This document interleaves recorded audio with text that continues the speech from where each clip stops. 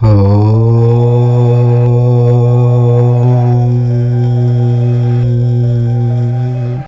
యోగిని ఏకాదశి చాలా పవిత్రమైన రోజు.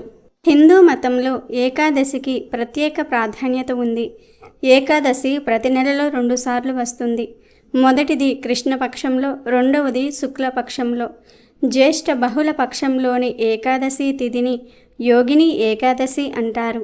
ఏకాదశి నాడు ఉపవాసం చేయటం వల్ల మోక్షం లభిస్తుందని, అనేక రకాల పాపాలు నశిస్తాయని శాస్త్రాలలో చెప్పబడింది. యోగిని ఏకాదశి రోజున తెల్లవారుజామున స్నానమాచరించి శ్రీ మహావిష్ణువును, లక్ష్మీదేవిని విధిగా పూజించాలి. పండ్లు మరియు పువ్వులు సమర్పించాలి. భక్తితో హారతి చూపించాలి. యోగిని ఏకాదశి రోజు పూజ చేస్తే విష్ణుమూర్తితో పాటు లక్ష్మీమాత అనుగ్రహం కూడా లభించి ఇంట్లో సంపదలు నిండుతాయి. అయితే ఈ ఏకాదశి రోజు సుమంగళి స్త్రీలు చిటికెడు పసుపుతో ఈ చిన్న పరిహారం చేస్తే చాలు, భర్త సంపాదన విపరీతంగా పెరుగుతుంది, వద్దన్నా డబ్బు వస్తూనే ఉంటుంది అని పండితులు చెప్తూ ఉన్నారు. పసుపుకి మన సాంప్రదాయంలో చాలా ప్రాముఖ్యత ఉంది. పసుపుకు భారతీయ సాంప్రదాయానికి ఎనలేని సంబంధం ఉంది. శుభ సూచకంగా పసుపును చూస్తారు. మన తెలుగు వాళ్ళు గుమ్మానికి పసుపు రాస్తారు, కాళ్లకు పసుపు రాసుకుంటారు, ముఖానికి కూడా పసుపు దట్టిస్తారు. అంతెందుకు, కూర ఏది వండినా సరే చిటికెడు పసుపు ఖచ్చితంగా వెయ్యకుండా ఉండరు. పసుపు ఒక విధంగా సర్వరోగ నివారణి. ఎందుకంటే ఇది చెడు బ్యాక్టీరియాను దరిచేరనివ్వదు. మన పూర్వీకులకు పసుపు చేసే మేలు బాగా తెలుసు. అందుకే వారు ఆరోగ్య చిట్కాలలో పసుపును బాగా వాడేవారు. ఇప్పటికీ మన ఇళ్లల్లో పెద్దవారు ఇంట్లో ఎవరికైనా చిన్న దెబ్బ తగిలింది అంటే వెంటనే పసుపు తీసుకువచ్చి అక్కడ అద్దేస్తారు. పసుపులో ఉండే ఔషధ గుణాలు మనల్ని ఆరోగ్యంగా ఉంచుతాయి. అంతేకాకుండా పసుపును నాభిపై అనగా బొడ్డుపై పుయ్యటం వల్ల కూడా ప్రత్యేక ప్రయోజనాలు ఉన్నాయి. పసుపును ఆరోగ్యపరంగా, ఆధ్యాత్మిక పరంగా అనేక రకాలుగా రెమెడీస్లో కూడా ఉపయోగిస్తూ ఉంటారు. అటువంటి పసుపుతో యోగిని ఏకాదశి రోజు పెళ్ళైన ఆడవాళ్ళు ఈ చిన్న పరిహారం చేసినట్లయితే భర్త సంపాదన విపరీతంగా పెరిగిపోతుంది, దీర్ఘ సుమంగళి యోగం కలుగుతుంది, వద్దన్న ధనం వస్తుందని శాస్త్ర పండితులు చెప్తూ ఉన్నారు. మరి యోగిని ఏకాదశి రోజు సుమంగళి స్త్రీలు పసుపుతో ఏం చేయాలో ఇప్పుడు మనం ఈ వీడియోలో తెలుసుకుందాం. ఫ్రెండ్స్, ఫస్ట్ అయితే ఈ వీడియోకు ఒక లైక్ కొట్టి మా ఛానల్ని సబ్స్క్రైబ్ చేసుకుని మాకు సపోర్ట్ చేయండి. ఒకసారి ధర్మరాజు శ్రీకృష్ణ భగవానుణ్ణి ఇలా అడిగాడు: ఓ జనార్దన, జ్యేష్ఠ బహుళ ఏకాదశి పేరు ఏమిటి? ఆ ఏకాదశి కథ, వ్రత విధానం గురించి తెలపగలరు అని ప్రార్థించాడు. దానికి శ్రీకృష్ణ భగవానుడు, ధర్మరాజా, జ్యేష్ఠ బహుళ ఏకాదశికి యోగిని ఏకాదశి అని పేరు. ఈ వ్రతాచరణతో సమస్త పాపాలు నశిస్తాయి. ఈ లోకంలో భోగములను ప్రసాదించి పరలోకంలో ముక్తిని ప్రసాదిస్తుంది ఈ వ్రతం. యోగిని ఏకాదశి ముల్లోకాల్లోనూ ప్రసిద్ధమైంది. దీన్ని మహత్తు గురించి పురాణాలు విశేషంగా వర్ణించాయి. ఇందుకు సంబంధించిన కథను వివరిస్తాను, శ్రద్ధగా విను అని ఇలా చెప్పసాగాడు.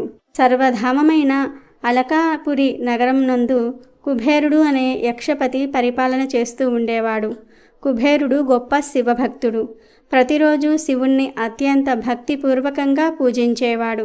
అతనికి హేమమాలి అనే ఒక తోటమాలి పూజ కోసం పుష్పాలను తెచ్చి ఇస్తూ ఉండేవాడు.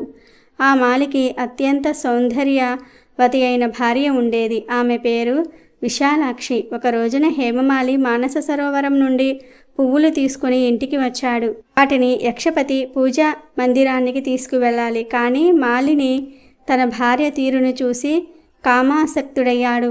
ఆ ఇద్దరూ సరస సల్లాపాల్లో మునిగిపోయారు. దాంతో కుబేరుడు పూజ సమయానికి పూలను తీసుకువెళ్లాలనే సంగతిని మాలి మర్చిపోయాడు.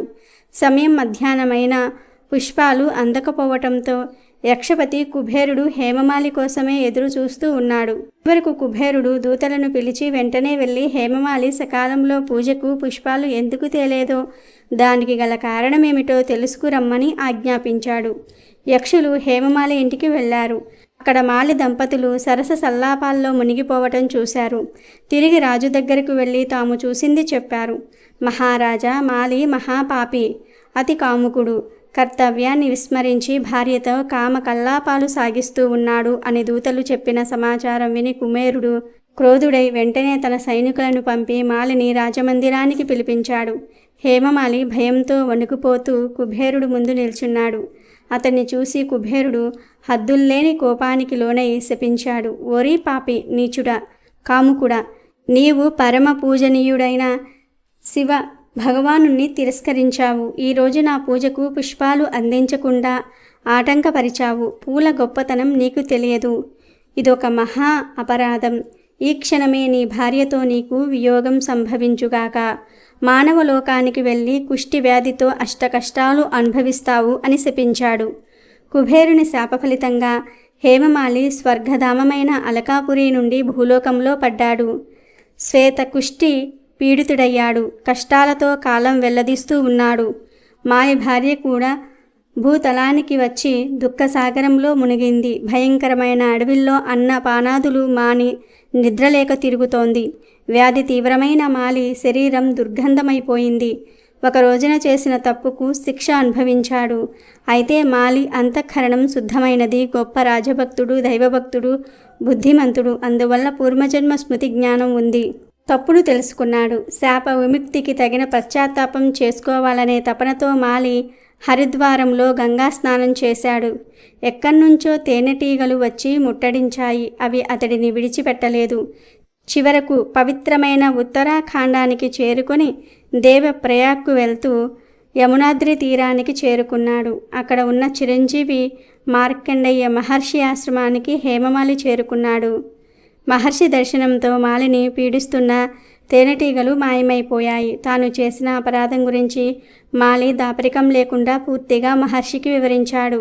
స్వామి, దయతో ఈ శాపం నుండి విముక్తి ప్రసాదించండి అని ప్రార్థించాడు. మార్కండేయ మహర్షి అనుగ్రహించాడు. నీవు ఏదీ దాచకుండా జరిగింది చెప్పావు గనుక ఈ శాపం నుండి నీకు విముక్తినివ్వగలిగే వ్రతం గురించి చెప్తాను. జ్యేష్ఠమాసము కృష్ణపక్షంలో వచ్చే యోగిని ఏకాదశి వ్రతాన్ని నీవు చక్కగా ఆచరించగలిగితే నీ సమస్త పాపాలు నశిస్తాయి, శాపం తొలగిపోతుంది, నీకు మళ్ళీ పూర్వరూపం లభిస్తుంది అన్నాడు మునీశ్వరుడు. ఈ మాటను విన్న హేమమాలి కృతజ్ఞతతో మార్కండేయునికి సాష్టాంగ దండ ప్రణామం చేశాడు. మహర్షి ప్రేమతో మాలిని లేవనెత్తి ఆశీర్వదించి యోగిని ఏకాదశి వ్రత విధానాన్ని తెలియజేశాడు. మహర్షి ఆదేశాన్ని అనుసరించి హేమమాలి యోగిని ఏకాదశి వ్రతాన్ని నియమనిష్టలతో ఆచరించాడు. వ్రత ప్రభావంతో మాలి శాప విముక్తుడై తన దివ్య స్వరూపాన్ని పొందాడు.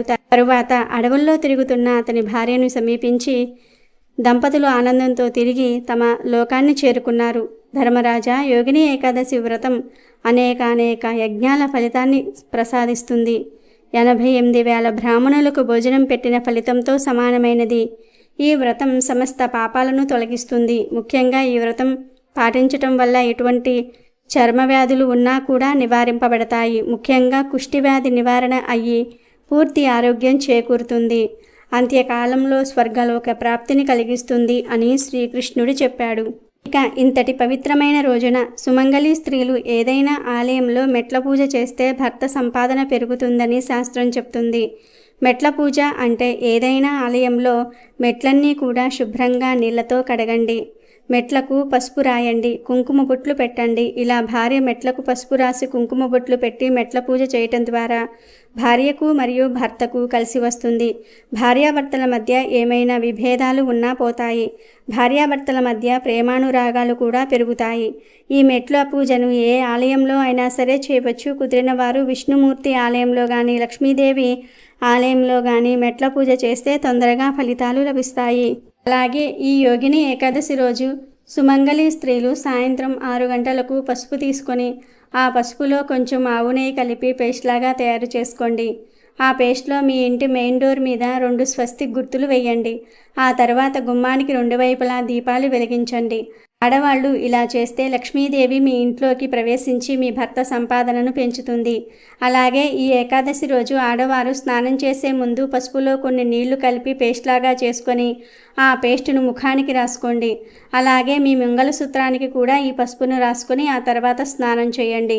ఇలా చేయటం వలన దీర్ఘ సుమంగళి యోగం కలుగుతుంది, మీ భర్త సంపాదన పెరుగుతుంది.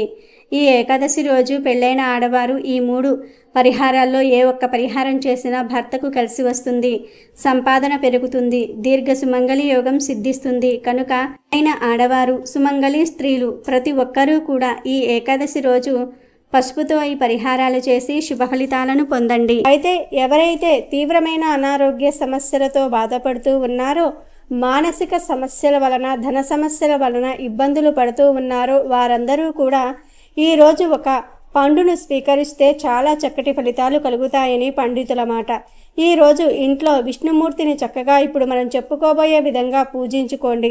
ముందు ఈరోజు ఉదయం చక్కగా స్నానం చేయండి. పూజా మందిరంలో లక్ష్మీ నారాయణుల ఫోటోను సిద్ధం చేసుకోండి. గంధం కుంకుమలతో బొట్లు పెట్టండి. తులసి ఆకులతో పూజించండి. పసుపు రంగులో ఉండే పళ్ళను అంటే అరటి పండ్లను కానీ మామిడి పండ్లను కానీ స్వామివారికి నైవేద్యంగా పెట్టండి. మీరు వేరేగా స్వీట్స్ పెట్టినా సరే వాటితో పాటు కూడా ఈ పసుపు రంగులో ఉండేటటువంటి పండ్లను కూడా నివేదించండి. పూజంతా పూర్తయిపోయిన తర్వాత ఇంట్లోని వారందరూ కూడా ముందు ఒక తులసి ఆకును నోట్లో వేసుకొని ఆ తర్వాత ఈ పసుపు రంగులో ఉండేటటువంటి పండ్లను ప్రసాదంగా స్వీకరించండి. ఇంట్లో ఉండే ప్రతి ఒక్కరూ కూడా స్వీకరించండి. ఇలా ఈ యోగిని ఏకాదశి రోజు ఎవరైతే శ్రీ మహావిష్ణువుకు సమర్పించిన పసుపు రంగు పండ్లను స్వీకరిస్తారో వారికి ఉండే అన్ని రకాల సమస్యలు తొలగిపోతాయి. ఆర్థిక సమస్యలు, ఆరోగ్య సమస్యలు, మానసిక సమస్యలు పూర్తిగా తొలగిపోతాయి. ధనలాభం కూడా కలుగుతుంది. మీరు ఉపవాసం లేకపోయినా సరే ఈ పండు తింటే ఎంతో పుణ్యం కలుగుతుంది. ప్రతి ఒక్కరూ కూడా రేపు యోగిని ఏకాదశి రోజున మర్చిపోకుండా ఈ పండును శ్రీ మహావిష్ణువుకు నివేదించి మీరు ప్రసాదంగా స్వీకరించండి. చక్కటి శుభ ఫలితాలను పొంది సంతోషంగా జీవించండి. ఓ